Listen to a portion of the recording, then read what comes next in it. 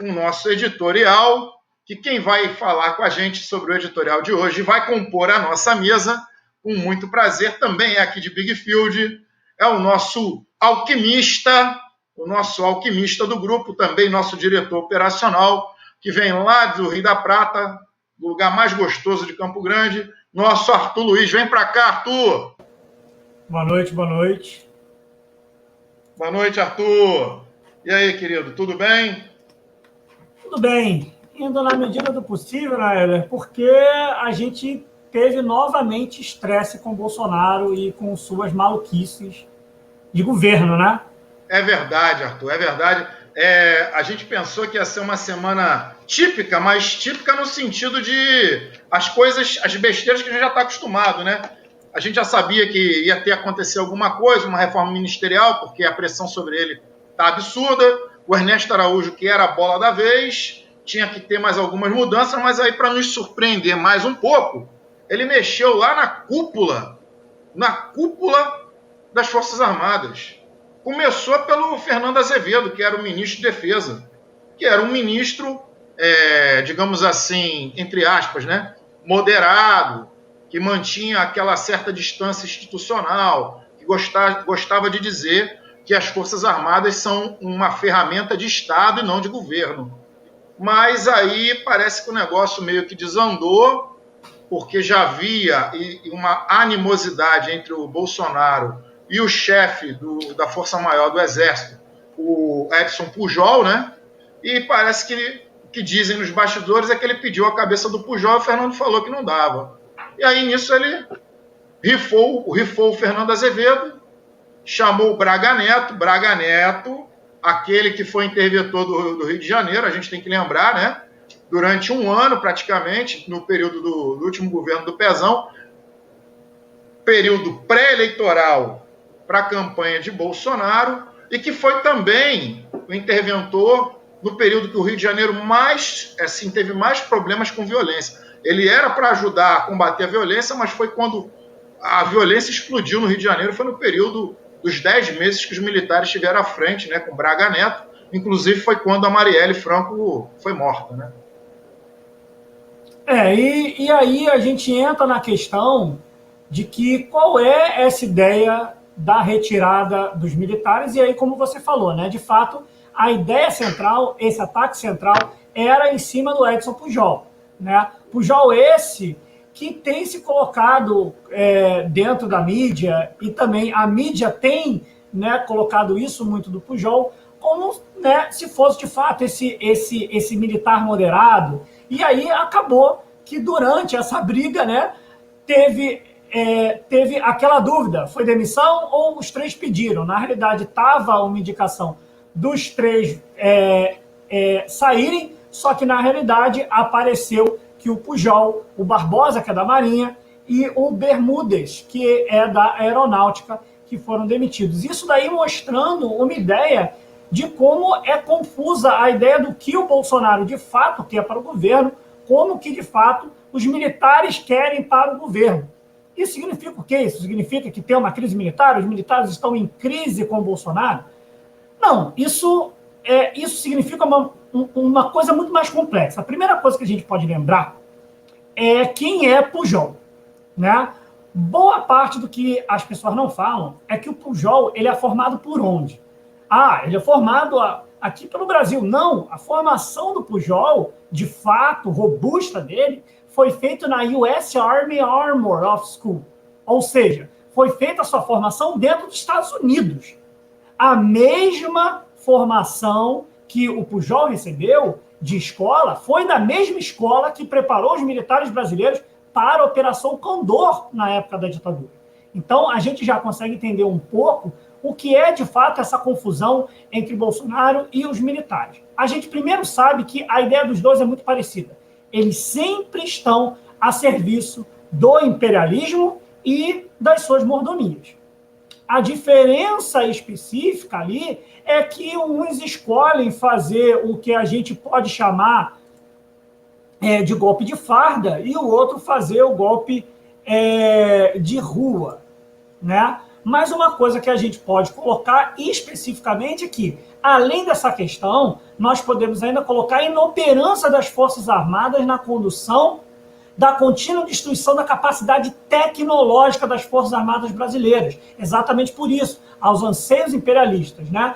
Tanto devido aos golpes da Lava Jato. Lembrando que, até hoje, o Almirante Otto, mesmo em casa, sofre um processo abusivo da época da Lava Jato e até hoje a Marinha está calada. E né? Arthur, vale lembrar, rebobinando um pouquinho a fita, né, que os militares eles tiveram essa volta mais ostensiva para o governo, né, trabalhar, né, de forma mais ostensiva. Isso foi Temer, depois do golpe de 2016, que trouxe, primeiro, tirou um ministro civil, que era o ministro da Defesa, e passou a botar um ministro de novo, militar, né? Ele retornou com isso, isso já não existia há alguns anos, voltou a dar cargos comissionados para militares da ativa e da reserva, e o Bolsonaro, depois que ele assume, ele faz isso no atacado. Ele já começa com 7 ministros militares, ele já começa botando... Hoje ele já tem 11 mil militares entre ativa e reserva, atuando em todos os setores dos governos, do primeiro ao último escalão. Então ele aparelhou, né, uma palavra que ele gostava muito de usar para governos anteriores, né, ele aparelhou o Estado, né, o Executivo e outras instituições, né. Veja aí agora quem é o presidente da Petrobras, veja quem é o presidente da Itaipu e assim por diante, com militares, né? Então você tem militar dar com pau para tudo quanto é lado. Tudo isso com o intuito de criar uma blindagem, eu imagino, para ele, né? Para o governo dele, né? Só que a gente entende também, como você bem falou, que há aqueles que preferem ficar de terno, de forma mais, digamos assim, discreta, porque a tutela continua, né? O Vilas Boas mostrava bem que tutelava o STF pra caramba. O próprio Fernando Azevedo tutelou durante muito tempo, o Dias Toffoli e outros lá dentro. E será que é viável um golpe de rua, como você falou, já com a imagem tão desgastada que Bolsonaro já conseguiu desgastar tanto das Forças Armadas, né? As Forças Armadas hoje, elas têm vergonha. O Pazuello virou um fardo na vida, né? O Pujol queria que o Pazuello não voltasse, que ele fosse para a reserva. O Pazuello acabou voltando contra a vontade do Pujol. Então tem toda essa questão, que é muito complexa, né? Exatamente. A gente tem a questão que não há mais como dissociar os militares desse governo caótico. É impossível. Se nós temos essa quantidade de militares dentro, se nós temos militares que decidiram retornar o GSI, né, que foi terminado em 2015, e nós temos... Já tem essa do GSI que eu tinha esquecido. Exatamente, que finalizou em 2015 e foi retomado em 2016 com Temer. Então não dá mais para a gente desassociar os militares, ou seja, não dá mais para se falar, como o Pujol fala, de que não há como politizar. Eu acho que o que o Pujol quis dizer é que não dá mais para politizar o Exército, senão a política do partido do Exército. O Exército Brasileiro já tem um partido, não tem mais como se dissociar, e esse partido dos militares escolhe não fazer mais o que fizeram em 64. Hoje em dia, eles escolhem fazer o que eles sempre fizeram em toda a sua história, que é tutelar. Tutelam as votações do Supremo Tribunal Federal, do Congresso Nacional, do Senado Federal, tanto que eles foram que nos deram, né, entre aspas, a nossa república, que foi, né, retomada de forma tutelada. Então, isso mostra... Diga.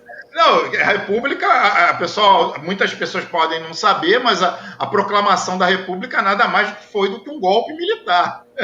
Exatamente. A gente pode até finalizar essa nossa conversa do nosso editorial como Brasil, da proclamação da República até os dias de hoje, e seus ciclos de golpes. Com certeza. E também lembrar que, muito provavelmente, eles não querem dar esse golpe de rua porque eles sabem que na atual conjuntura mundial não se sustentaria, né? A gente viu aqui na América Latina que alguns tentaram e isso não funcionou. É isso, Arthurzinho. Foi o nosso editorial de hoje. Vamos chamar agora os outros componentes da nossa mesa. Vamos começar por ele, que vem lá do coração do Brasil, que vem lá de Anápolis, de Goiás, nosso querido mestre Yoda, nosso decano, Marcelo Moreira. Afinal de contas, pequi é mais gostoso que sushi.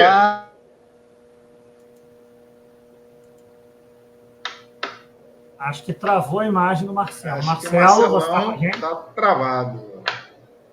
Ele está congelado no pequi. Está congelado. Chama Vamos chamar o nosso Bob Construtor, o nosso querido Economia em Quadros, o nosso querido Fábio Neves, o rapaz que vem lá da Zona Sul, da Zona Oeste, freguesia, Jacarepaguá. Olá a todos, é um prazer enorme estar aqui com vocês.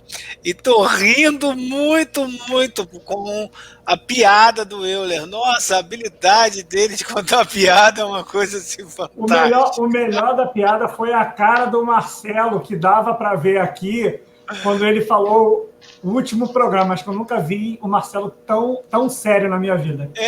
O Marcelo acreditou. Pessoal, é um prazer estar aqui. Quem me conhece sabe que eu sou bem provocativo mesmo e não vou deixar de provocar. Não, mas olha só, por eu não saber contar piada que deve ter sido engraçado para quem viu. Pelo fato de eu não saber contar piada. Por isso mesmo que a melhor pessoa seria eu mesmo, porque eu não sei contar piada. Deixa o nosso decano, o nosso mestre Yoda se apresentar, porque na hora que ele se apresentar, caiu. Fala aí, meu querido. Pequi é melhor que sushi, pô. Porque eu tô todo travado aqui. Hoje a internet está me dando um banho aqui, tá difícil. Mas pequi é melhor do que sushi mesmo, viu? Eu aprendi a comer esse fruto maravilhoso aqui do Cerrado. E essa camiseta aqui foi adquirida aqui numa cidade muito bonita também, chamada Pirenópolis, né? Vou fazer um merchan para eles. A gente não vai ganhar nada, mas vale a pena. É o pessoal lá de Canela de Ema, povo da Canela de Ema que organizou. Se eles te mandarem pequi aí todo mês, tá bom. Gente boa demais. Não, mas olha só. Boa noite, enfim, né? Boa noite. Eu tô aqui, tô sentindo que eu tô meio travando aí, mas boa noite a todos que estão aí nos acompanhando. Boa noite, meus amigos. Mais uma quinta-feira, estamos aí de volta. E é isso, gente. É nessa toada que a gente vai começar o nosso programa com as pautas de hoje. Quais são? Primeira pauta, 30 anos de Mercosul. Depois, brancos e negros na vacinação. E, para fechar, miséria, desemprego e desespero. Pela primeira pauta, os 30 anos de Mercosul, que completaram-se essa semana, o nosso querido Marcelo Moreira vai nos dar o prazer de comentar. Pode falar, querido Marcelo. Eu vou só pedir um parênteses muito rapidamente, porque eu gostei claro, com certeza. Do edital, do editorial apresentado aí pelo nosso querido Arthur. Primeiro dizer, realmente, não há nada o que se celebrar, o que se comemorar neste dia, tá certo?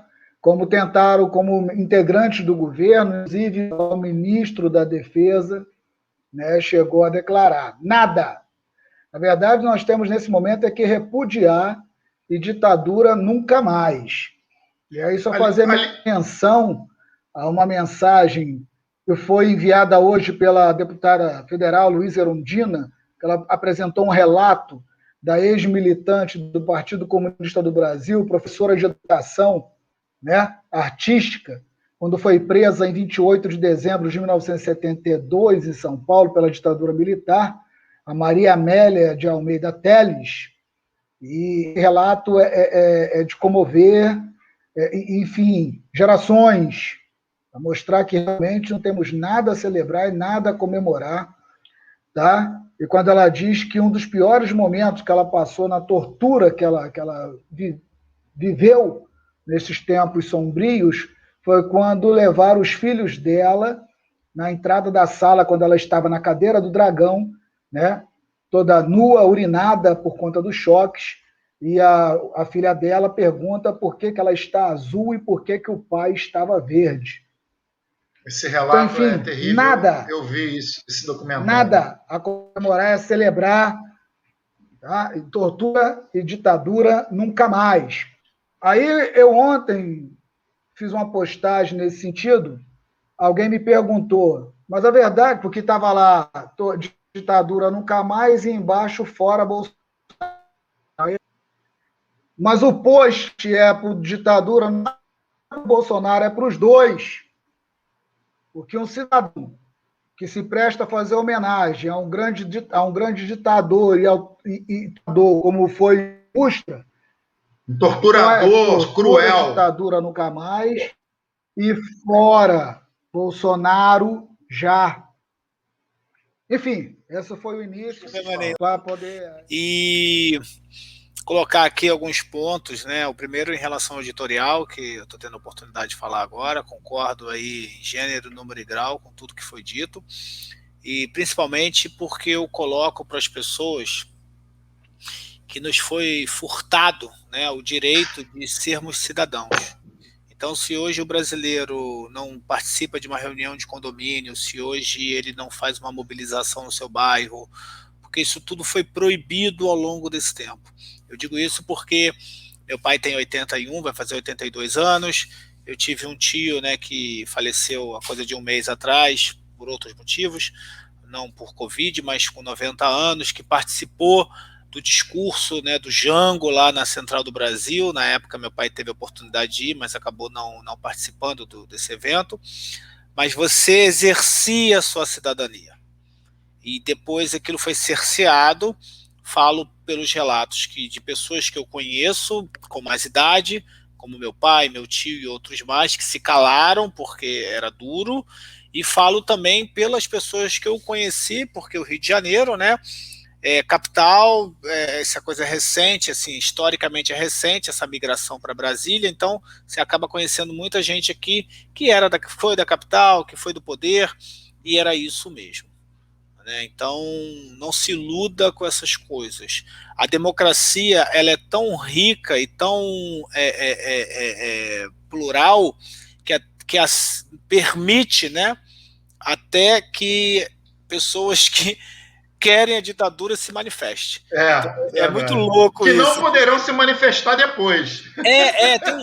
Tem um vídeo que viralizou na Paulista disso, né? As pessoas pedindo a ditadura, e aí o policial militar vai lá e, ó, vocês estão atrapalhando o trânsito, hein? Isso é uma arbitrariedade, isso não pode.